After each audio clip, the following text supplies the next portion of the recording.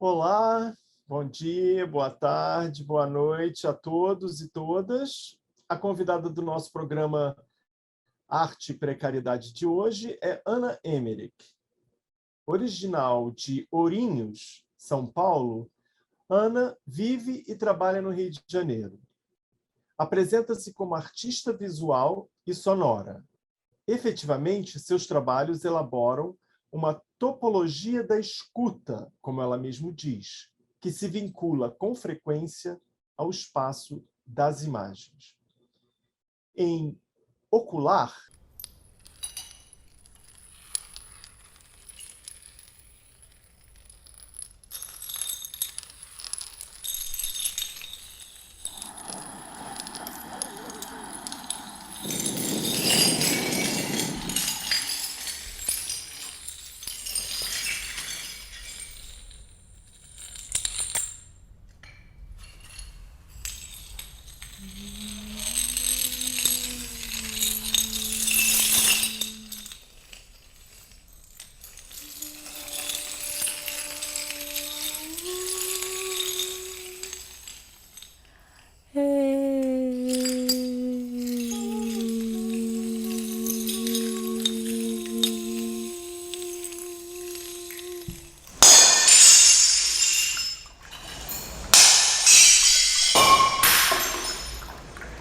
Não piscar, piscar, piscar, piscar.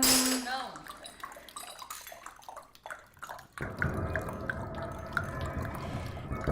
De olhos passo.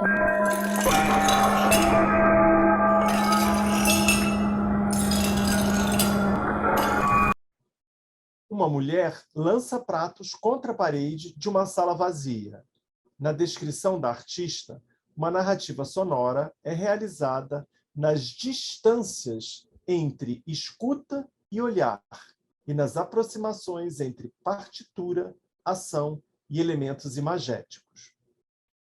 O que ocorre nesse território de convívio entre ouvir e ver, entre o ato da escuta e o ato da imaginação?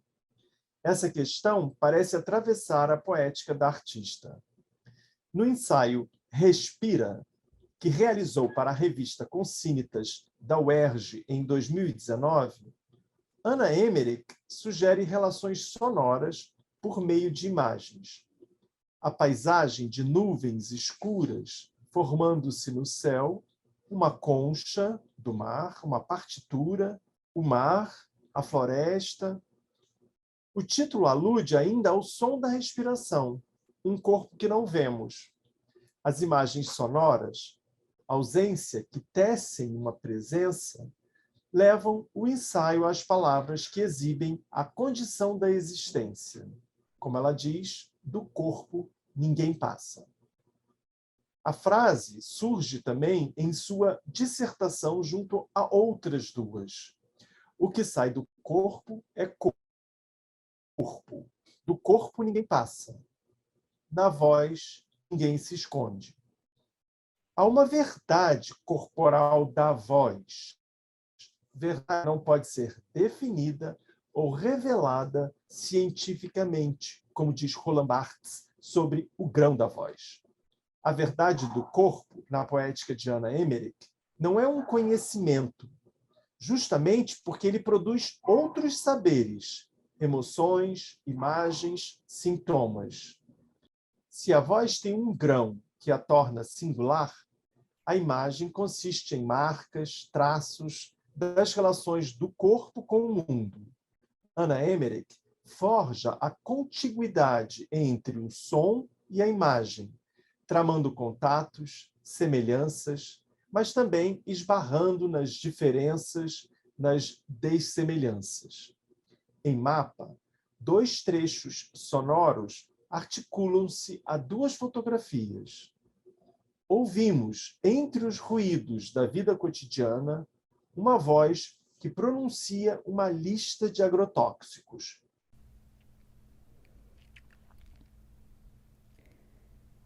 Acifluorfem sódico, éter difenílico.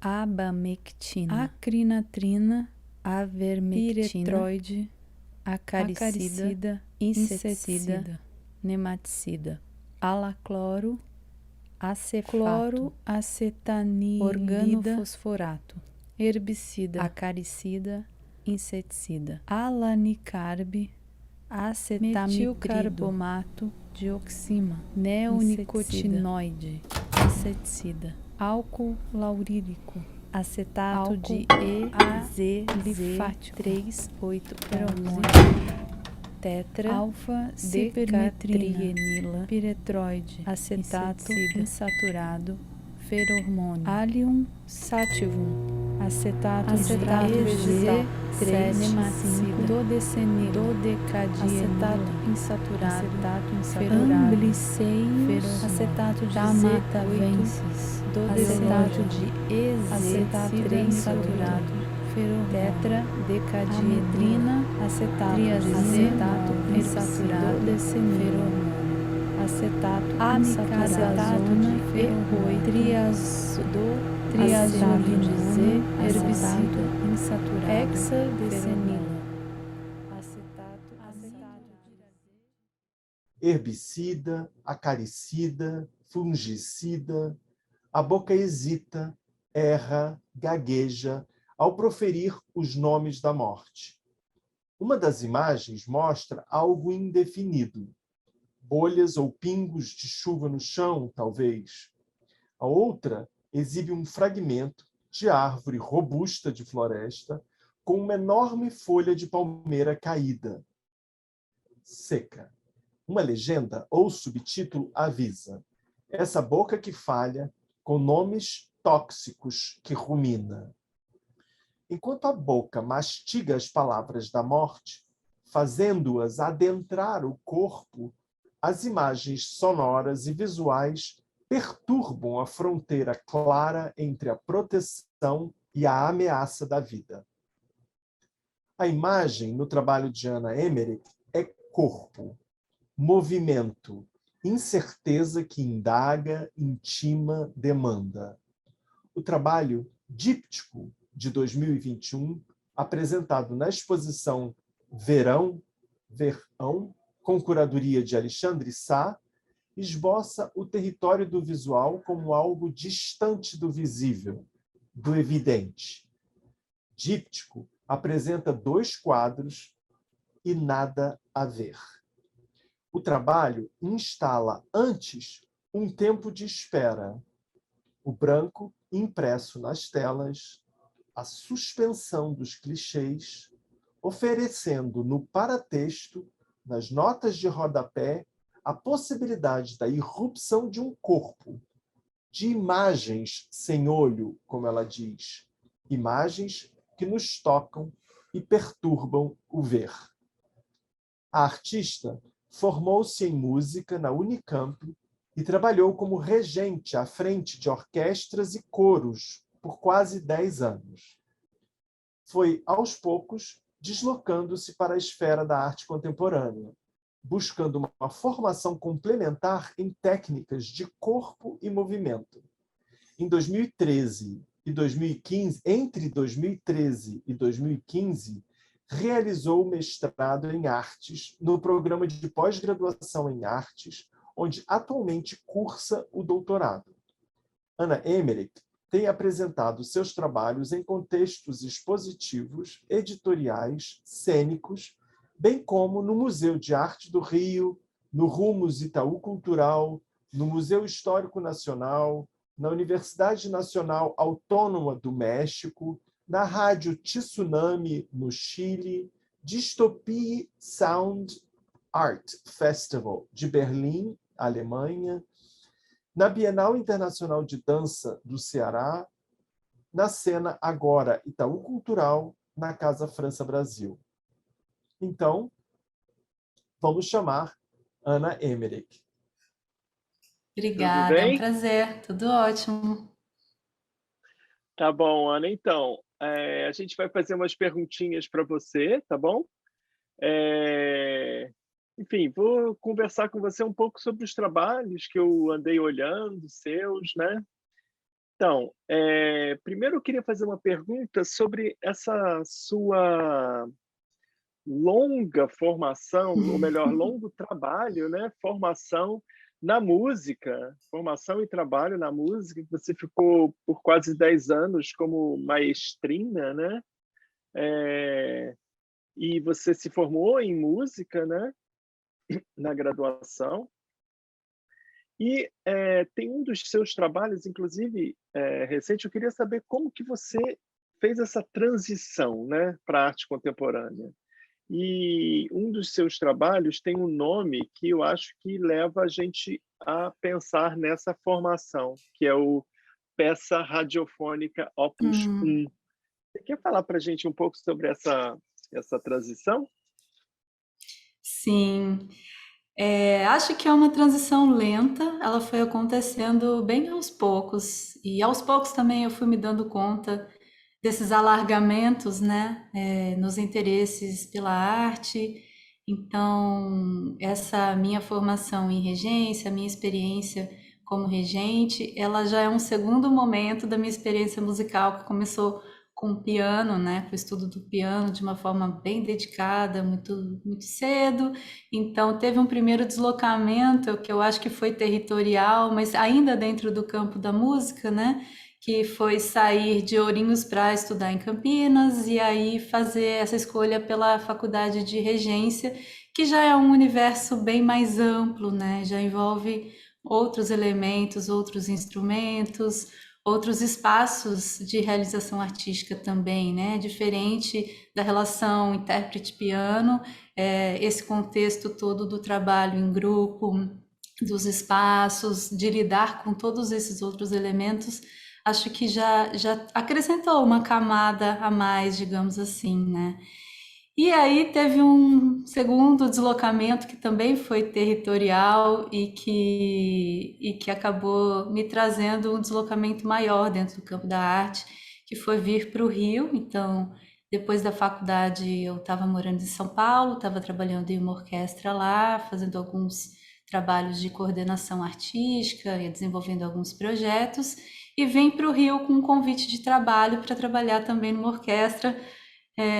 E aí teve uma coisa bem curiosa que foi que eu reencontrei com uma dimensão que tinha sido muito importante durante a faculdade, que era a dimensão do corpo, então o corpo do maestro, né, e como lidar com esse lugar, que é o lugar de produção simbólica, mas também de produção artística, na medida em que é a passagem entre aquilo que está na partitura e essa comunicação com a orquestra, enfim. Para resumir a história, eu voltei a frequentar esse lugar do corpo e me dedicar um pouco mais a isso. E quando eu percebi, de fato, eu já estava extrapolando bastante o contexto da música sinfônica, da música erudita, digamos assim, né? Uma palavra que não é bacana, mas que ainda, infelizmente, a gente acaba usando, né? Mas e aí, enfim, acho que a partir daí os deslocamentos foram sucessivos. Eu fui também me inteirando muito desse universo das imagens. Tive uma passagem muito significativa pela Escola de Artes Visuais do Parque Lage, que acrescentou uma outra camada.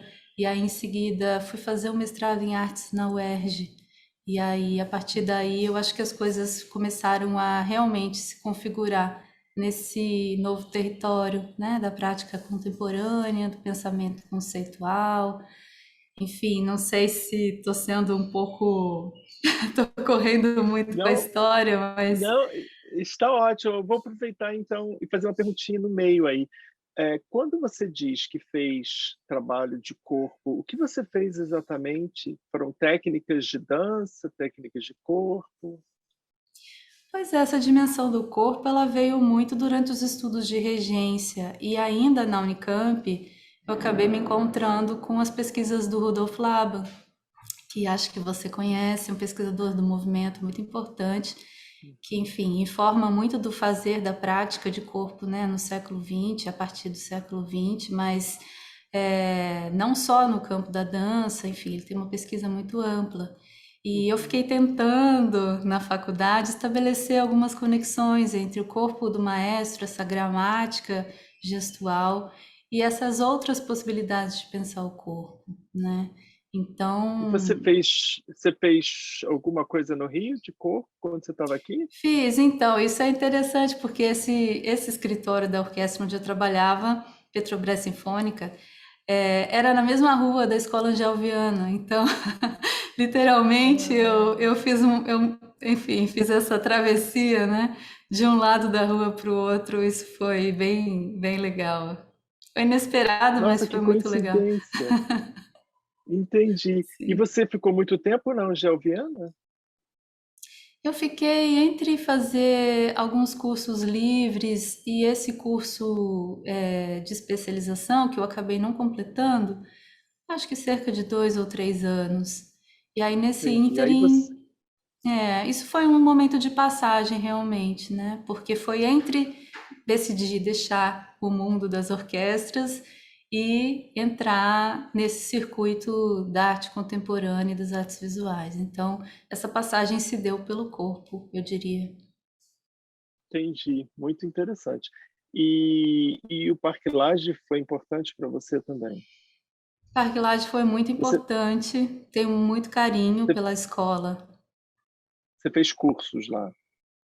Eu fiz, olha só essa história também, que coisa, né? Como a vida tem esses caminhos que vão se cruzando. Primeiro curso que eu fiz no Parque Lage, eu ainda trabalhava na orquestra, acho que foi em 2012, eu acho. E foi com o Floriano Romano, que agora está nessa exposição, somos colegas, está nesse projeto, né? E foi um momento super interessante, porque o Floriano é uma pessoa muito generosa, um artista brilhante. E então acho que foi uma sorte o meu primeiro contato com o som fora do mundo sinfônico ter sido nesse contexto, porque eu me lembro de algumas coisas que ele me disse. Uma delas foi: você não precisa abandonar a sua tradição, você pode agregar coisas, né? E isso sim é um bom conselho, Ah, com né? certeza. Que sensibilidade. Sim, sim. Muito Enfim, aí bacana. foi esse Muito primeiro, bacana. depois eu fiz alguns cursos de formação lá, né? Cursos mais contínuos, de 1 ano, de 6 meses, enfim, que foram bem importantes. E junto com a UERJ, no mestrado da UERJ, me ajudaram a compor esse novo vocabulário, enfim, abrir esses novos horizontes, né, digamos. Tá bom. É, bem bacana essa transição. Tá ótimo. Então, na peça sinfônica peça radiofônica Opus 1, perdão, o som predomina, né? Não tem imagem propriamente visual.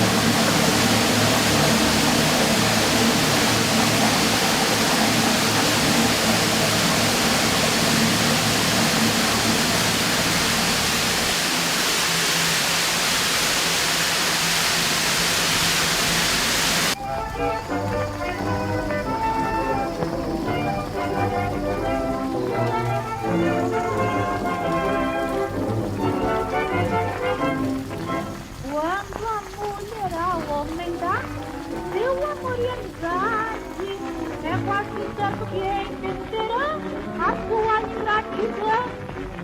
Quando a mulher ao homem dá seu amor e amizade, é quase certo que terá em casa ingratidão.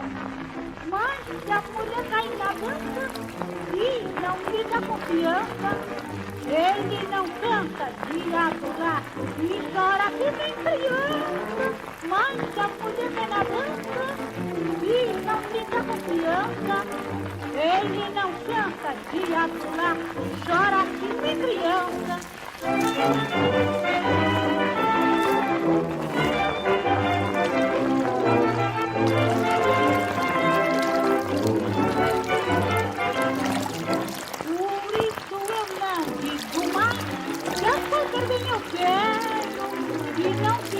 Dele capaz de entender a mulher. Por isso eu não digo mais que a coisa bem eu quero, e não digo só capaz de explicar a mulher.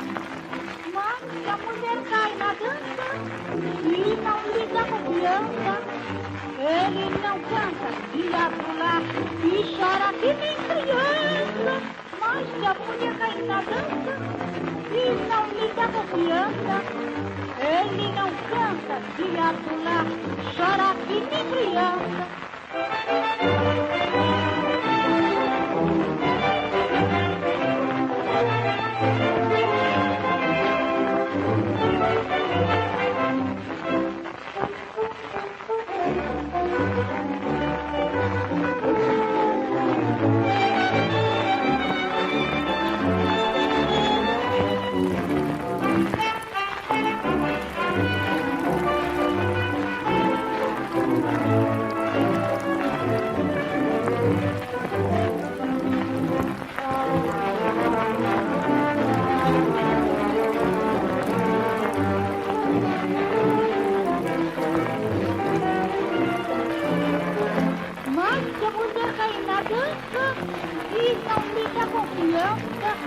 Ele não canta de aturar, chora que nem criança.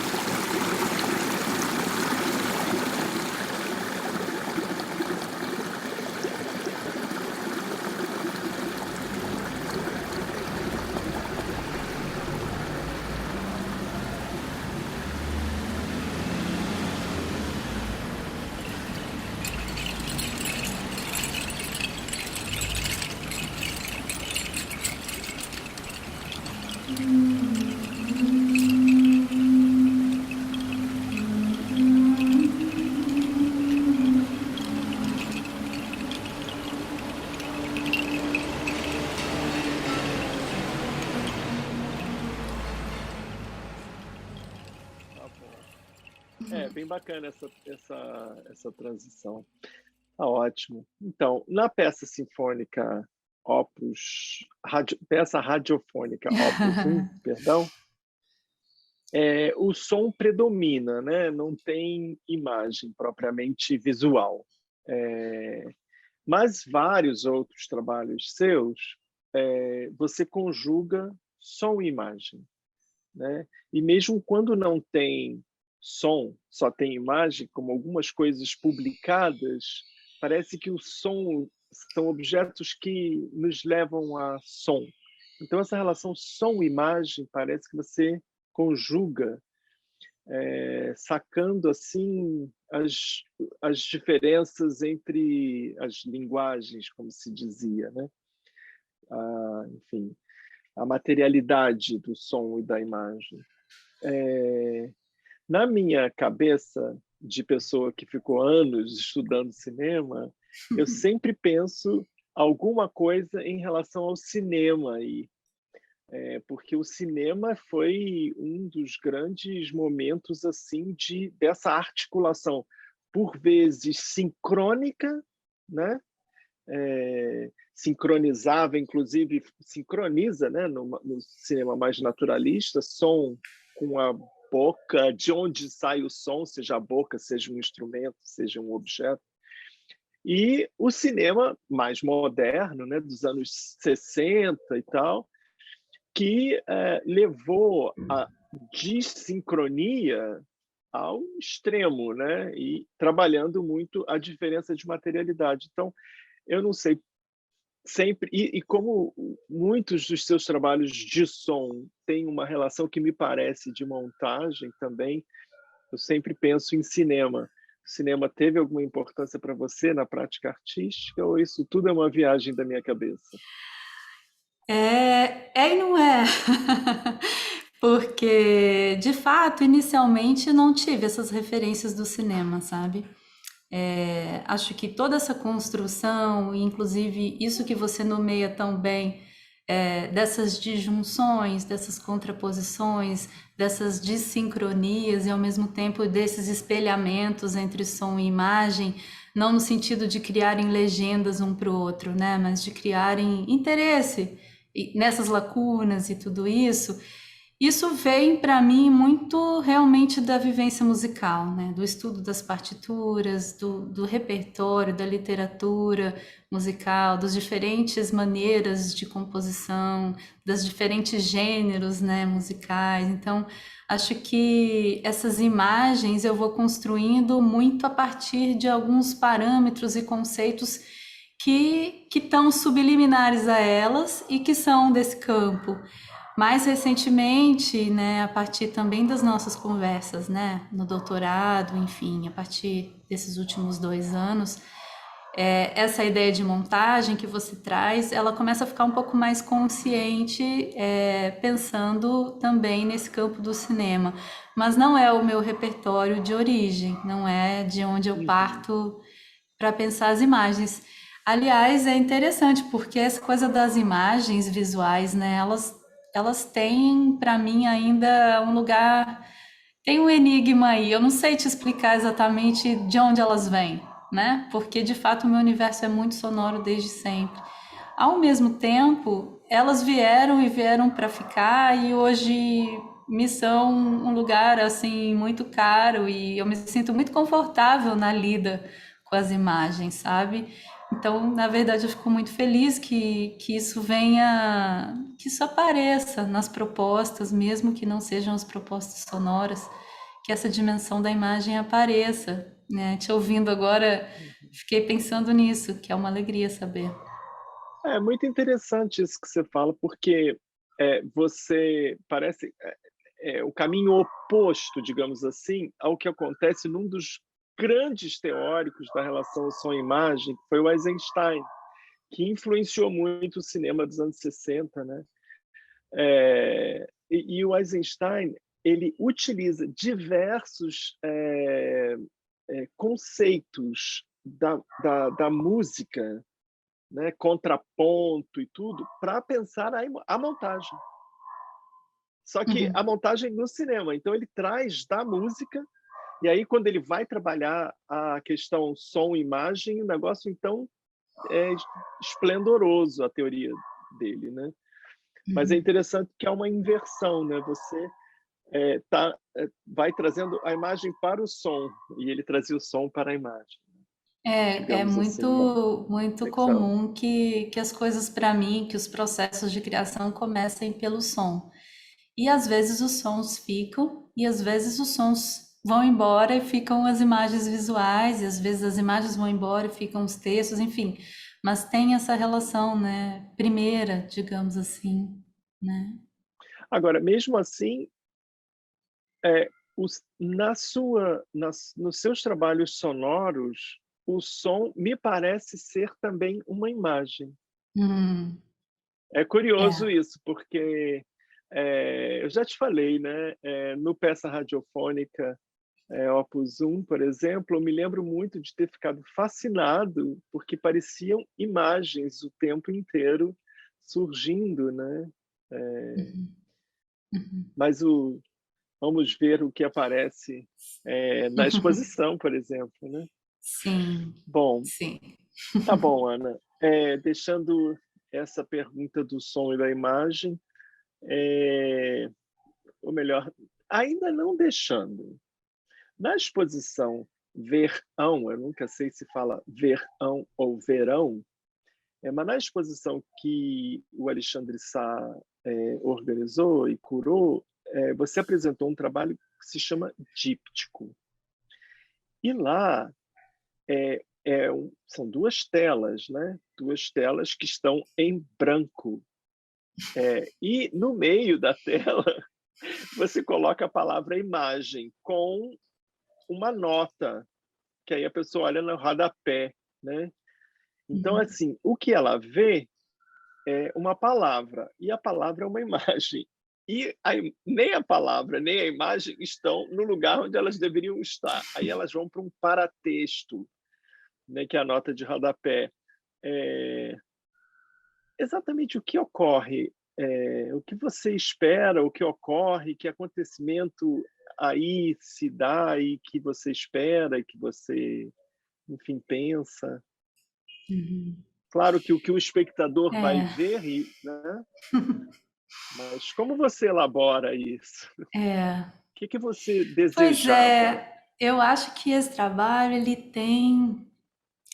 tem uma conversa, né, com o campo conceitual da arte bem estreita, na medida em que eu tô, mais uma vez, né, subliminarmente, ou talvez nem tanto, lidando com alguns elementos, né, nas escolhas desses materiais. Então, esses chassis com canvas, impressão em canvas, e esse quadro sem moldura, né, todas essas questões do enquadramento, o fato de ser um díptico também, que é de uma tradição pictórica. E aí eu acho que no momento em que eu faço essa provocação, enxergo um pouco como uma provocação, de colocar no centro da tela a imagem, o que seria a imagem, mas na verdade o que vale da imagem é o que está no rodapé, né? Então, esse deslocamento do centro para a margem e juntando com isso o que está escrito ali naquele rodapé. Acho que minha vontade é aumentar o campo de possibilidades de leitura, não só para imagem, mas para aquele momento, para aquela imaginação que se dá, ou que possibilidades existem, né? Fico pensando um pouco, acho que não vou me lembrar exatamente a citação, mas acho que Deleuze tem naquele livro Lógica da Sensação algo que ele fala sobre essa história de que o pintor está na frente da tela e nunca vê uma tela em branco, né? Que as coisas já estão ali de alguma forma. Não, eu E, achei deliciosa essa referência, porque eu sei muito bem, li muito esse livro, e de fato ele fala isso, e eu fiz referência na apresentação que você ainda não viu. ah, Ah, ó, eu acho que eu não sei se eu mandei para você, mas eu fiz não era uma referência ao Deleuze, mas estava na minha cabeça o Deleuze, porque ele fala uhum. do apagar os clichês, né? Quando ele Ah, fala em então, lógica da pois sensação. é. E aí, nesse movimento, nesse deslocamento do centro, né, para a margem, para o rodapé, eu fico pensando também que talvez seja possível criar uma certa suspensão temporal, sabe? Me vem muito a ideia de fermata, e novamente, né, talvez para aproximar um pouco nessas conversas de quem está escutando também, que é uma figura musical que me fascina bastante, porque é uma figura, uma das poucas, que não tem uma mesuração, digamos, exata, né? Então, a fermata é um símbolo, é um semicírculo com um pontinho no meio, que se coloca sobre uma nota, principalmente, mas também pode acontecer em pausas, em barras de compasso, Isso significa que naquele momento, aquela duração está dependendo de vários parâmetros além do parâmetro da duração sonora.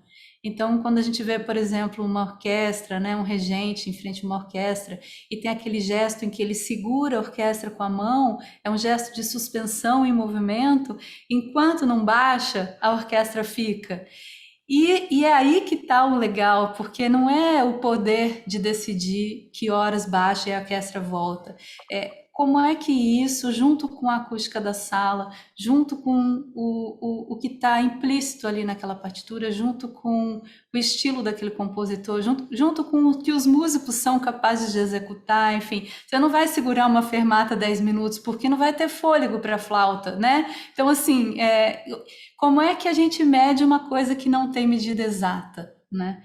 E eu acho que isso me intriga na imagem. Como é que a gente olha para uma imagem sem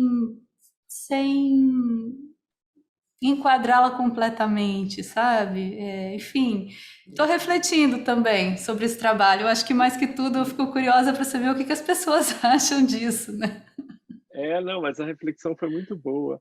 Na verdade, essa relação de colocar na margem aquilo que deveria estar no centro já é fantástico, né? Porque é o problema do enquadramento, né? O enquadramento não apenas faz ver, né?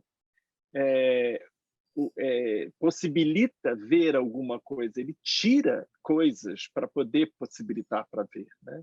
Tem coisas na margem do enquadramento, né? Muito boa essa reflexão, adorei essa questão da fermata. Eu tinha lido isso na sua dissertação, mas eu não tinha clareza ainda do que era. E a suspensão é uma coisa importantíssima para mim na reflexão sobre as imagens. Muito bacana, adorei. Mas vamos continuar, então, porque senão eu vou prolongar essa conversa das imagens. Vamos prolongar e vamos sair um pouco, falar sobre mapa, né? Esse trabalho que é uma instalação também com imagens e sons. E nas duas, em mapa tem duas faixas sonoras, né? A e B. E nas duas a gente ouve listas de falas de palavras tóxicas, de agrotóxico, herbicida, fungicida, agrotóxicos, bactericidas, inseticidas, e talvez também composições desses produtos.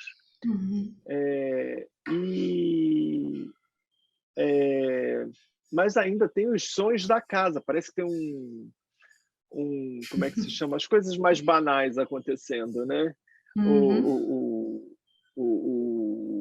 forno de chaleira. micro-ondas que parece que apita, ou é uma chaleira, a gente não sabe muito bem o que é, portas que batem, que também criam sons, né? Porque você imagina uma casa, né? É nesse sentido que eu falo que o som é também imagem. E aí você lê essas coisas que contém nos produtos também, eu tenho a impressão. E o subtítulo do trabalho fala, eu acho que é um subtítulo, não sei muito bem, se é uma frase do trabalho ou se é uma espécie... Funciona as duas coisas, né? Uma frase do trabalho e um subtítulo, que fala da boca que falha.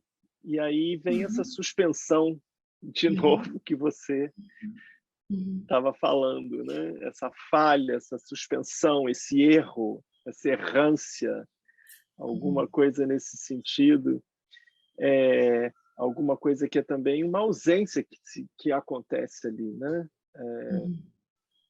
O que provoca essa ausência, esse sumiço ali breve da boca que está falando um produto de herbicida e não consegue falar, né? E gagueja, ela gagueja, né? A boca gagueja, literalmente. Sim. Né? Erra, né? Erra no sentido de estar errado, né? Fala errado. Mas erra também no sentido de que vaga, né? Faz vagar também, né? Porque a gente começa não só mais a pensar no herbicida, a gente começa a pensar que aquilo mata, aquilo possibilita a fruta nascer, mas mata também, né? Qual a importância dessa falha para você no trabalho? Porque a boca que falha, né, você diz. Uhum. Sim. Pois é interessante porque eu comecei essa pesquisa justamente pesquisando a lista de agrotóxicos disponível para uso no Brasil hoje. É um assunto muito forte, né, e muito que nos atinge a todos e todas, porque de fato a gente come coisas e não sabe o que tem ali. E essa quantidade de coisas que fazem mal essa quantidade está cada vez maior, né? A gente tem agora um tipo de articulação governamental para isso, que está diminuindo, digamos, a autonomia dos órgãos fiscalizadores e aumentando as aberturas para uso de agrotóxico. É uma pesquisa que eu comecei em 2020, e aí justamente fiz esse levantamento de A a Z, por letra alfabética, dos componentes químicos dos agrotóxicos. E aí comecei a gravei a letra A, e justamente a ideia era não aprender, né, não digerir completamente aquilo, mas fazer dessa falha e desse lugar de desconforto diante de tudo isso, né, de perigo diante de tudo isso, um lugar de discussão artística também. Então, na primeira faixa, a proposta é aglutinar alguns sons domésticos. Isso foi em 2020, a gente estava entrando naquele regime inicial de confinamento e todas as coisas passaram a ser virtuais, então eu gosto muito de começar os meus trabalhos por pesquisa de campo. Isso é uma coisa que faz muito sentido para mim. Eu acho que talvez não vou abrir isso tanto agora, mas talvez em algum momento a gente possa falar sobre isso. E não foi possível, então o campo ficou sendo a casa de alguma forma, né? E nessa mesma época eu estava me reunindo muito frequentemente com um grupo de pesquisadoras muito ligadas às artes do corpo. São artistas, pesquisadoras e professoras de universidades brasileiras públicas, então do Rio, de Pernambuco, da Paraíba, de São Paulo, da Bahia, e a gente estava se reunindo muito para discutir processos de criação. Então, nessa primeira faixa sonora, além da lista de agrotóxicos que norteia todo o trabalho, que está em processo, eu só fiz 2 trechos, então tem o alfabeto inteiro ainda, ou não sei, mas nessa primeira faixa, então tem essa lista acompanhada de uma composição sonora feita de materiais de arquivos que eu gravei em casa, alguns fragmentos que elas me mandaram, e alguns materiais de arquivo que eu tinha das minhas experiências outras de outros tempos. Então, acho que aí entra junto, né, junto com essa falha, entra também essa prática de deslocamento de arquivo, de recomposição. E aí agora eu fiquei lembrando da primeira pergunta que você fez, né, como é que são esses deslocamentos? Eu acho que isso ainda está acontecendo, né, eu acho que as coisas para mim acontecem bastante no lugar dos deslocamentos, né. Nem sempre fica muito confortável, mas é assim que é. E aí a segunda faixa, ela foi feita o ano passado e minha proposta era pensar um pouco a dilatação temporal a partir dessa lista. Então eu fiz a letra B, eu gravei primeiro a letra B e a partir dessa gravação eu fui trazendo novos outros sons também feitos originalmente, gravações em casa, gravações, enfim, que eu já tinha, usando vasilhames químicos. Agora eu tô olhando ali, ó, ali em cima tem um, tá vendo? Mas tinha uma coleção de vasilhames químicos que eu assoprava e gravava, enfim. No começo de uma faixa tem o... Isso. E aí é um tem todo um vasilhame. trabalho de timbres, de durações, de dilatação temporal. É claro que tudo isso eu estou falando dos elementos imagéticos, sonoros e poéticos do trabalho, mas eles estão a serviço de uma tentativa de pensar mais criticamente esse contexto todo, né, dos agrotóxicos e que a gente vive hoje no Brasil. Bacana. Na verdade, você tem outros trabalhos, né? Não quero te enquadrar dentro desse campo do problema e da discussão ambiental, mas você tem outros trabalhos que lidam com o problema ambiental, né? Eu não vou me lembrar agora, mas o título do trabalho, você me ajuda, o que você gravou, o Rio Carioca, e fez um Ah, trabalho, sim, inclusive usou arquivos, isso. né? Vou por Você teu corpo como por um rio. Título longo. tá aqui, É este mesmo. realmente um rio, né? Uma coisa que. Vou por teu corpo como por um rio. Você pode falar para a É, gente sobre esse trabalho, e aí você lida com esse rio que está totalmente invisível, né? Tá, enfim, debaixo das ruas, invisível e encoberto pelo asfalto do progresso, como você diz, né? Eu acho que na sua dissertação. E também tem outra vez a céu aberto, né? Que aparece o Rio Doce, né? Um rio que foi destruído pela tragédia da barragem de minérios em Minas Gerais, né? E então queria saber também um pouco sobre essa sua preocupação ambiental e essa, uhum, enfim, uhum, esses trabalhos que gostaria de saber, porque na verdade os dois, em alguns registros, pelo menos do Vou por seu corpo como por um rio, seu corpo aparece em uhum. registros ali gravando naquele único pedacinho lá em Cosme Velho que o rio aparece, né? Eu queria que você falasse um pouquinho. Os dois são Uhum. de campo. Você pode aproveitar e falar um pouquinho sobre isso. Sim, pois é. Né? E eu fico muito feliz em fazer trabalho de campo sempre, porque acho que tem essa relação com o espaço, que talvez seja uma relação parecida, né, com a regência, no sentido de que você está ali em meio a muitas variáveis. E aí, o que essas variáveis podem trazer? E o que está pedindo passagem, o que pode ser composto, né? Então, é sempre para mim muito estimulante. Esse trabalho, eu vou por ordem cronológica, tá? Só para organizar um pouco as ideias. Mas o trabalho do Rio, né, no Rio Doce foi um trabalho para mim muito marcante, né, por muitos motivos. Primeiro, pelo contexto do Rio Doce, de tudo aquilo que aconteceu. Segundo, porque foi um trabalho de realmente uma imersão longa. Eu não estava sozinha, eu estava com um grupo de artistas, né? Foi um convite do coletivo Liquidação para participar junto dessa imersão. E aí nós realizamos coisas juntos e também cada pessoa que estava lá realizou suas próprias incursões, né, suas próprias pesquisas.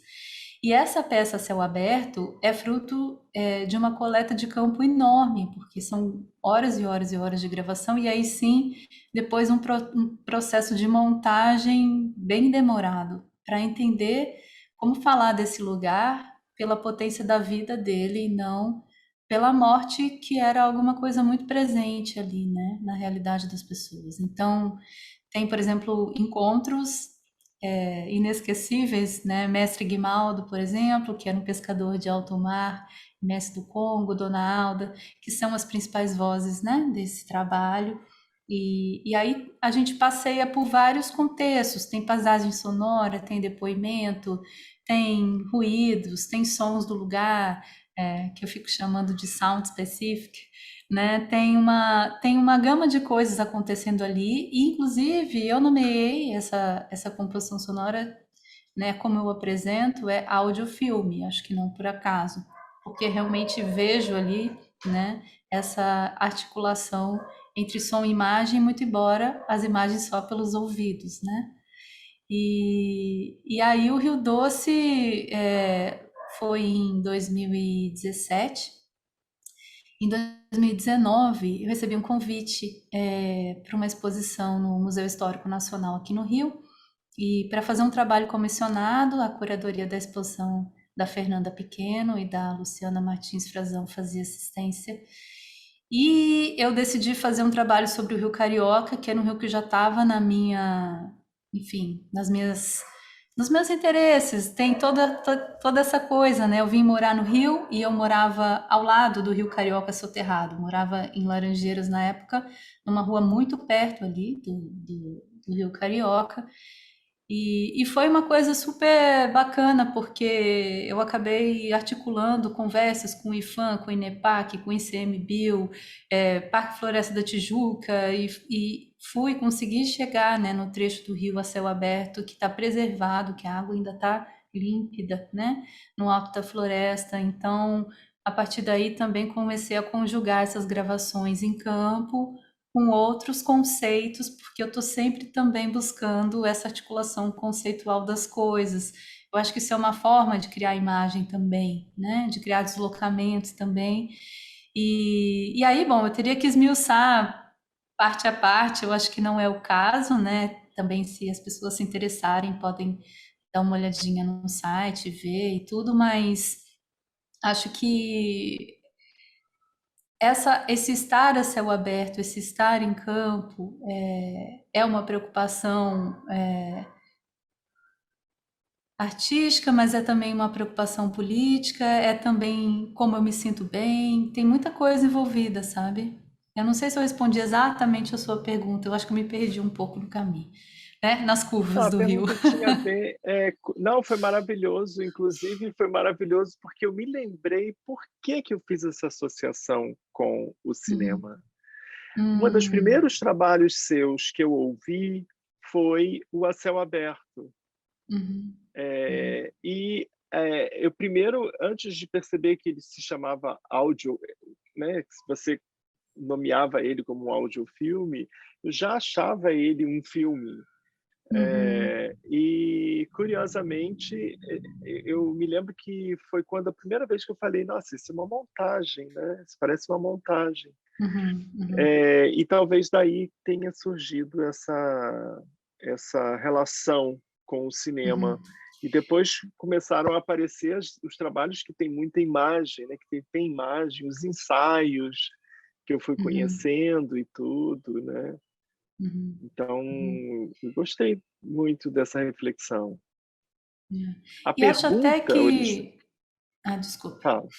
Não, pode Não, falar. acho até que essa ideia da montagem, ela talvez tenha surgido aí de uma forma menos consciente, mas ela segue operante, né? Então, acho que agora, na medida em que os trabalhos avançam e essas reflexões, as suas pontuações chegam também, isso vai tomando um corpo mais consciente, né? E pensando aqui no Vou por Teu Corpo como por um Rio, era uma instalação, né, no museu, mas tinha uma faixa sonora que tinha um papel bastante importante no trabalho. E nessa faixa, por exemplo, um dos recursos de montagem, agora usando essa palavra, trazendo junto, né, foi desmontar, por exemplo, a Voz do Brasil, que é o Guarani do Carlos Gomes, sendo interrompido pela voz da Zaira de Oliveira, que é uma cantora, enfim, com uma história maravilhosa e que a gente não conhece, né? Então, eu acho que essas operações de fricção e montagem têm feito bastante sentido, sim. Hum. A pergunta, originalmente, era se o problema ambiental é uma coisa que te angustia, né? Era aí que eu Muito, queria chegar. Se é um problema que muito. você... Porque aparece no trabalho, né? Sim, muito. Eu acho que aparece de várias formas, né? Aparece quando o assunto é esse, aparece quando eu penso nos materiais, por exemplo, que eu vou utilizar ou como é que eu vou me comportar no espaço com os trabalhos, aparece no que eu leio, né? Em como eu me informo sobre as coisas. Eu agora estou estudando a história política do agronegócio, porque eu acho que o mapa ainda tem bastante coisa para pensar, né? O trabalho ainda tem bastante coisa para pensar e nesse momento é um assunto bastante urgente. Eu tento escapar um pouco dessa nomenclatura, né? De me ater completamente à arte em contextos e críticas e pensamentos, enfim, arte e ambiente, porque eu acho que isso pode estar presente mesmo quando não está presente no primeiro plano, né? E isso No pode tema, né? informar. Eu acho que isso pode acontecer de muitas maneiras, inclusive Sim. das maneiras mais evidentes, então todas são bem-vindas. Então, né? Eu gosto mais de pensar nas topologias da escuta, nas articulações conceituais, nos problemas da arte e como é que eu faço para falar de meio ambiente, de questões ambientais a partir disso, né? Isso tudo Eu acho é uma fundamental. investigação profunda, né? É um caminho. Porque também falar sobre meio ambiente tem outros discursos, né? Que não Uhum. necessariamente, que não é enfim, são discursos do conhecimento, que eu não vejo o seu trabalho dentro disso. Por isso que eu quis logo no início dizer não quero Uhum. enquadrar você, Uhum. Uhum. porque eu acho que seu trabalho é muito, muito, muito mais delicado do que um discurso sobre o meio ambiente. Ana, então vamos lá. Hum. Vamos continuar. É... Bom, você está abrindo todas as minhas gavetinhas, Luiz Cláudio. Poxa, garanto que tem muito mais. Né? Não, essa questão da montagem, né, que já apareceu, das faixas sonoras e tal, a relação. Mas você também faz relações muito, enfim, no que a gente pode chamar também de montagem, com um material muito diverso, né? Que muitas vezes aparecem os sons do cotidiano, as falas, canções, por vezes até de pessoas, né, mais anônimas para a Uhum. gente, que deixaram de ser anônimas para você. É, e, e, e na minha cabeça eu tenho uma me faz assim, me remete muitas vezes a certos trabalhos de que também estão na arte contemporânea, mas que também vêm de um campo que se chama música experimental, né? Como Uhum. é esse campo para você? Como é que esses sons do cotidiano, sons mais banais, pessoas cotidianas, falas, né? E aí barulhos, e aí rios que correm. Uhum. Isso faz também música para você? É o que faz, eu acho, sabe? Mas a cada Uhum. dia que passa, porque eu não vejo hierarquias entre os sons, né? Um som que é melhor que o outro, ou mais importante, ou... A gente tem sons com características diferentes, a gente tem sons produzidos de maneiras diferentes, com fontes sonoras diferentes, gravados de jeitos diferentes, né? Eu acho bacana pensar o som como essa indisciplina do espaço, é aquilo que atravessa a gente sem esperar. Tem muitas instâncias sonoras que acontecem simultaneamente. E acho que a grande pergunta é o que o trabalho quer dizer, né? Como essas coisas estão e quais são as intensidades, enfim, os pesos e como é que essas coisas se articulam para criar esse dizer. Nesse sentido, sim, do campo do experimental, da música experimental, que lida com muito mais elementos do que apenas a escala de notas, né? Que incorpora ruídos, que incorpora acasos, que incorpora erros, falhas, tudo isso que a gente vem falando, né, ao longo dessa conversa.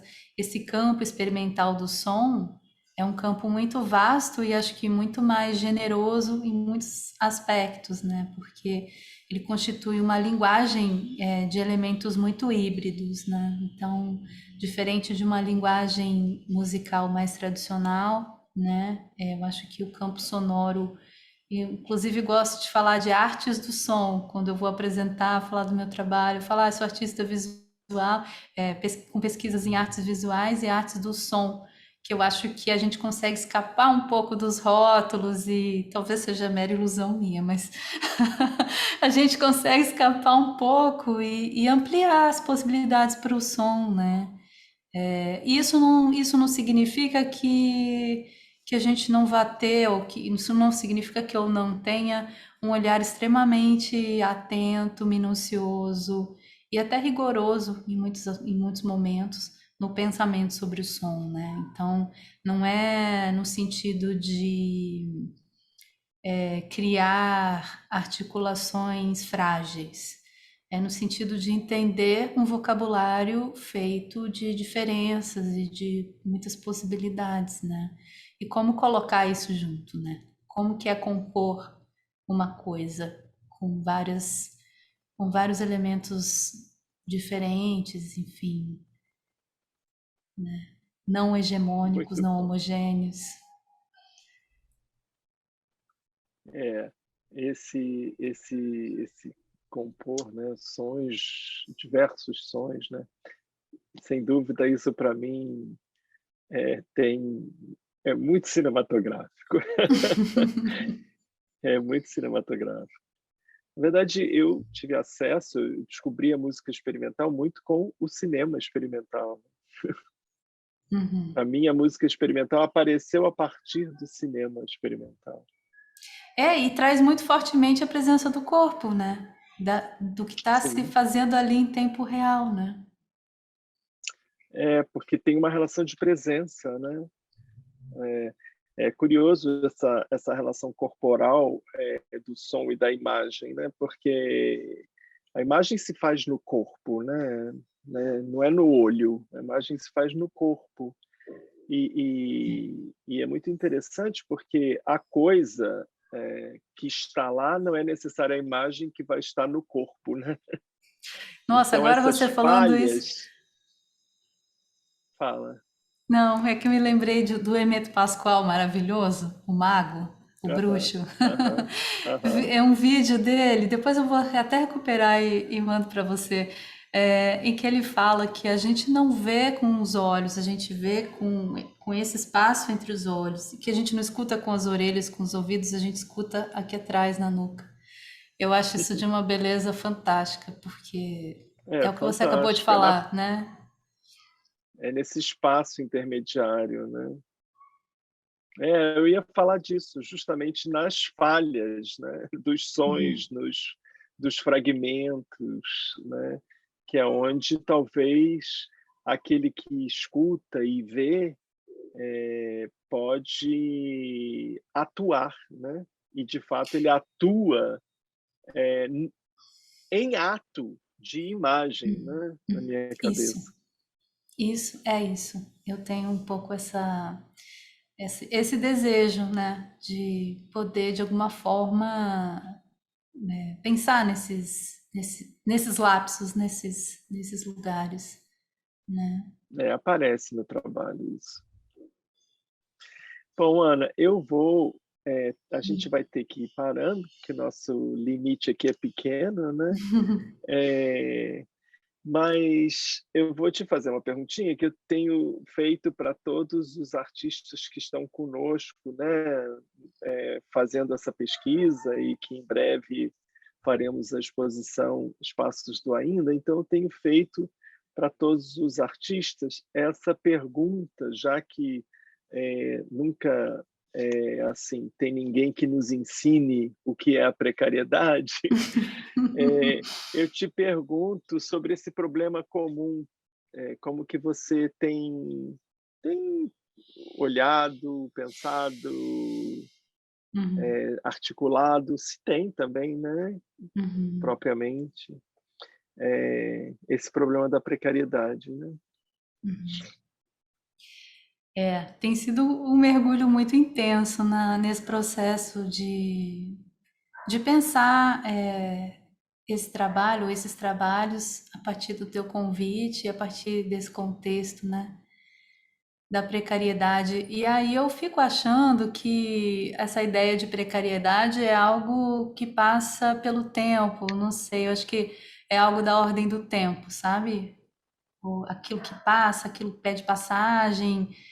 Não sei, talvez a gente possa pensar a precariedade como aquele mínimo silêncio que existe entre uma coisa e outra, sabe? Entre um corpo e outro, entre uma imagem e a imaginação.